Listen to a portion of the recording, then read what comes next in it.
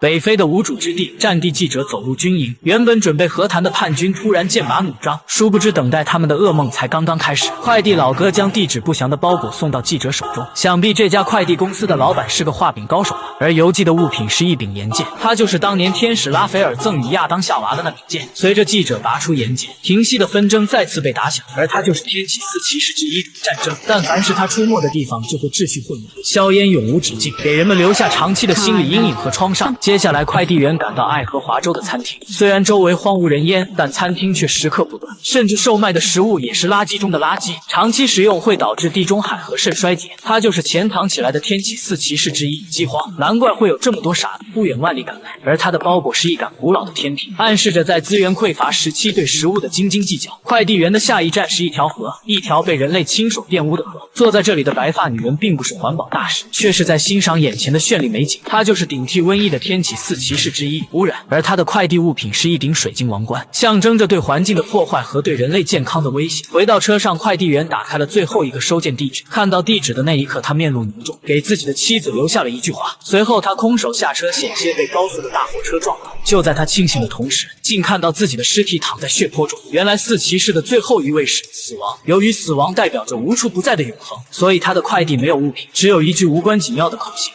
Come and see. Finally! What does it mean, sir? It's a call to action.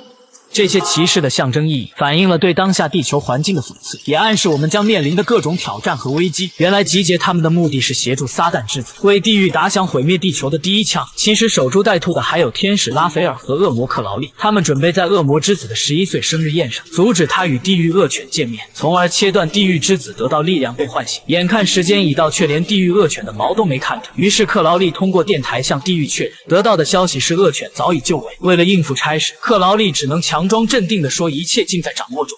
New dog. No dog. Wrong boy. Wrong boy.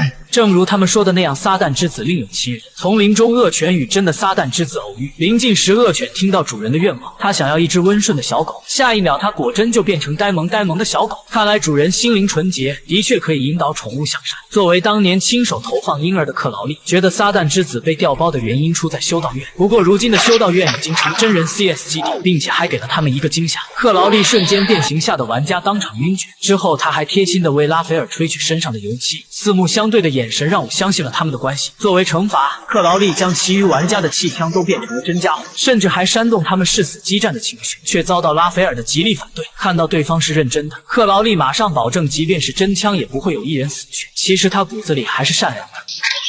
Shut it. I'm a demon. I'm not nice. I'm never nice. Nice is a four letter word. I will not. Excuse me, gentlemen. 争吵声吸引来的人，恰好是当年从克劳利手中接过婴儿的修女。没错，当年还有一位孕妇在修道院生产，只不过修道院经历一场大火，档案早已成了灰烬。得知末日之战无法阻止，克劳利恳求好友能与他一同逃离地球，随便什么星球都可以。 How long have we been friends? 6,000 years. Friends, we're not friends. We are an angel and a demon. We're on our side. There is no our side, Crowley. Not anymore.